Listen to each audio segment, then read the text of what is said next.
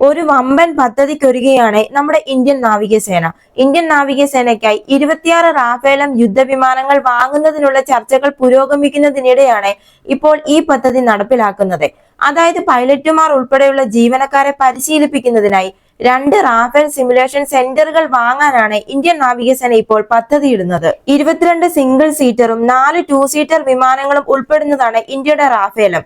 എന്നാൽ ഈ 2 സീറ്റുകളുള്ള റാഫേലം വകഭേദങ്ങൾക്ക് അവയ്ക്ക് വിമാനവാഹിനി കപ്പലുകളിൽ നിന്ന് പറന്നുയരാനോ ഇറങ്ങാനോ കഴിയില്ല. ഈ പരിമിതി പരിഹരിക്കുന്നതിനായി ഇന്ത്യൻ നാവികസേന തങ്ങളുടെ പൈലറ്റുമാർക്ക് സമഗ്ര പരിശീലനം നൽകുന്നതിനായി സിമുലേഷൻ കേന്ദ്രങ്ങളിൽ നിക്ഷേപം നടത്താനാണ് ഇപ്പോൾ തീരുമാനിച്ചിരിക്കുന്നത്. അതായത് ഇലക്ട്രോണിക് യുദ്ധം, രഹസ്യാന്വേഷണ ശേഖരണം, യുദ്ധതന്ത്രങ്ങൾ എന്നിവയുൾപ്പെടെ എല്ലാ പ്രവർത്തന മേഖലകളിലും മിഷൻ തയ്യാറാക്കാനും ഡീബ്രീഫിംഗ്, പൈലറ്റുമാരെ പരിശീലിപ്പിക്കൽ എന്നിവയിൽ സിമുലേഷൻ കേന്ദ്രങ്ങൾ വലിയ സഹായകമാകും. ഈ കേന്ദ്രങ്ങൾ പൈലറ്റുമാർക്ക് അവരുടെ കഴിവുകൾ പരിശീലിക്കുന്നതിനും അവരുടെ തീരുമാനമെടുക്കാനുള്ള കഴിവുകൾ വികസിപ്പിക്കുന്നതിനുമുള്ള സുരക്ഷിതവും നിയന്ത്രിതമായ ഒരു അന്തരീക്ഷമാണ് പ്രദാനം ചെയ്യുന്നത്. അതായത് ഈ സിമുലേഷൻ കേന്ദ്രങ്ങൾ ഏറ്റെടുക്കുന്നതോടെ റാഫേലം യുദ്ധവിമാനത്തിന്റെ ഏക ഓപ്പറേറ്റർമാരിൽ ഒരാളായി ഇന്ത്യൻ നാവികസേനയും ഫ്രഞ്ച് നാവികസേനയിൽ ചേരും.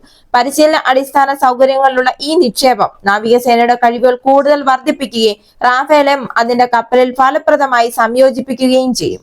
ഈ വീഡിയോ നിങ്ങൾക്ക് ഇഷ്ടമായെങ്കിൽ മറക്കാതെ തന്നെ ഈ ചാനൽ ഒന്ന് സബ്സ്ക്രൈബ് ചെയ്യുക, ഒരു ലൈക്ക് തരിക. അടുത്ത വീഡിയോയുമായി വീണ്ടും കാണാം.